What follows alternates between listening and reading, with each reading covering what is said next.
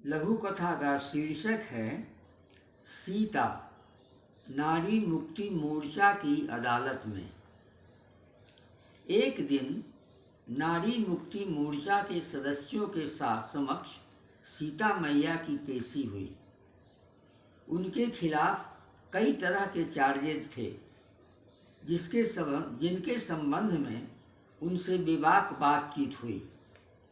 बातचीत की शुरुआत करते हुए मोर्चे की अध्यक्षा शीला रानी ने उनसे सीधा सवाल किया, सीता मैया, आपके जीवन के घटनाक्रम को देखने से पता चलता है कि आप हर कदम पर पुरुष के सामने घुटने टेकती रही हैं। इससे नारी समाज की छवि धूमिल हुई है। इस संबंध में आपको क्या कहना है? सीता मैया ने अपने जवाब में कहा, पहली बात तो यह कि जो भी महाकाव्य लिखे गए हैं वे पुरुष द्वारा लिखे गए हैं। चाहे वाल्मीकि हों या तुलसी, दोनों ही ने मेरी तस्वीर को तोड़ मरोड़ कर पेश किया है।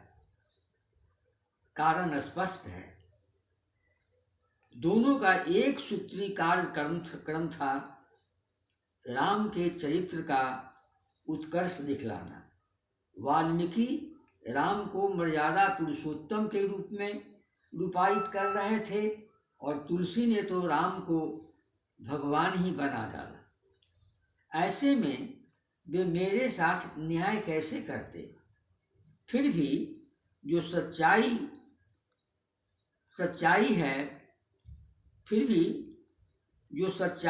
है वह सच्चाई है, उसे कोई झुठला नहीं सकता। अगर तुम गौर से देखो तो जन्म से लेकर मृत्यु तक तुम्हें मेरा विद्रोही तेवर नजर आएगा। सो कैसे?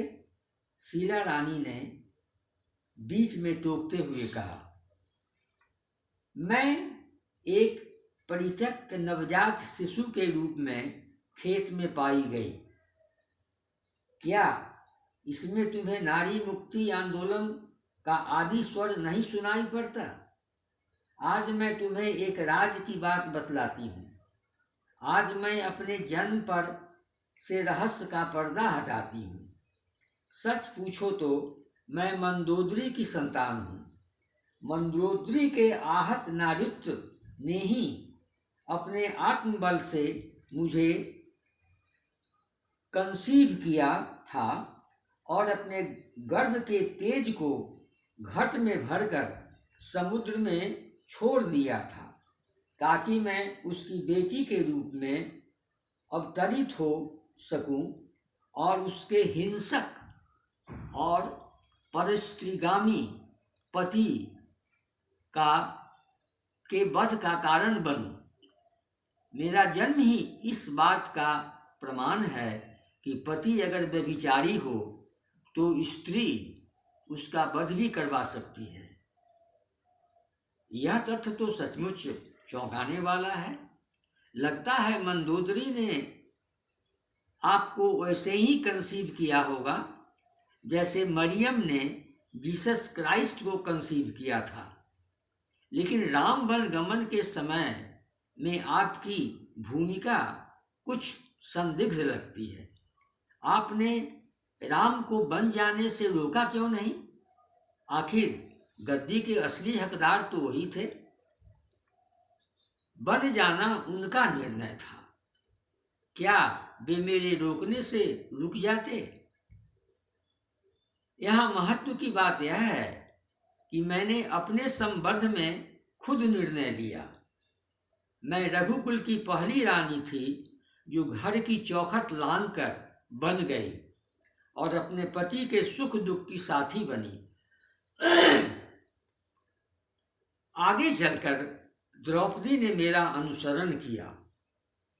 क्या यह नारी मुक्ति आंदोलन की दृष्टि से एक क्रांतिकारी कदम नहीं था? यह तो निश्चित रूप से क्रांतिकारी कदम था। लेकिन मारीच वध के का समय आपने लक्ष्मण को भला बुरा कहकर राम को राम के पीछे भेज दिया, जिसके चलते आप खुद रावण के चंगुल में फंस गए।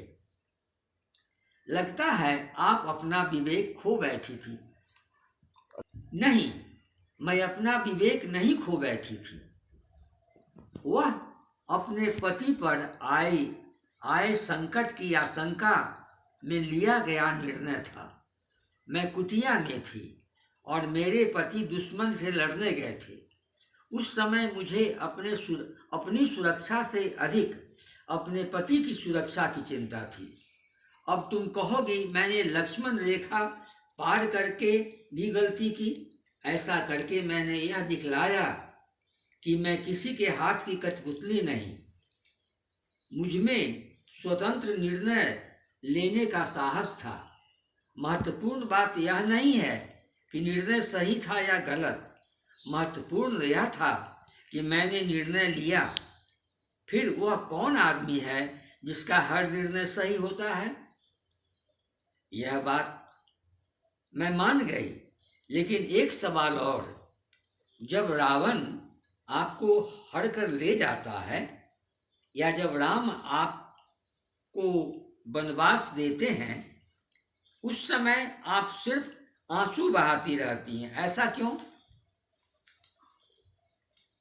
यह सरासर गलत आरोप है। रावण जब मुझे हर कर ले गया तो अगर मैं कमजोर होती तो आत्महत्या कर लेती, लेकिन मुझ में आत्मबल था जिसने मुझे हर विपरीत परिस्थिति से लड़ने की क्षमता दी। रावण वध के बाद जब मैं राम के पास आई तो उन्होंने मुझे दुत्कारा, मेरी अग्नि परीक्षा ली, लेकिन मैं मौन रही। यह मेरी दुर्बलता नहीं थी, क्योंकि मैं देख रही थी राम का व्यक्तित्व अपने ही शब्दों से आहत हो रहा था। उसी तरह से लोकापवाद से बचने के लिए जब उन्होंने छल से मुझे वन भेज दिया तो मैं गर्भवती थी। अगर मैं कायर होती तो वहाँ भी आत्महत्या कर लेती, लेकिन मैंने मातृधर्म का पालन किया। वाल्मीकि आश्रम में रहकर मैंने लव कुश को जन्म दिया, उन्हें शिक्षा दीक्षा दिलाई, लेकिन मेरा नारी सुलभ स्वाभिमान कभी मरा नहीं। इसलिए मैं धरती की गोद में समा गई, पर फिर कभी अयोध्या लौटकर नहीं गई। जिस राम को राजधर्म से दाम्पत्य धर्म अधिक प्यारा था, उस राम को मैंने हमेशा के लिए छोड़ दिया। इस तरह हर मुश्किल घड़ी में मैंने नारी धर्म को निभाया। अब तुम ही बताओ, मैंने कहाँ नारी की मर्यादा के साथ समझौता किया? शीला रानी ने हाथ जोड़ते हुए कहा, सीता मैया, हमें माफ़ करें। आपको समझने में हमारी भूल हो गई। आपके उदात्त व्यक्तित्व की प्रशस्ति में तो एक सीतायन की रचना होनी चाहिए।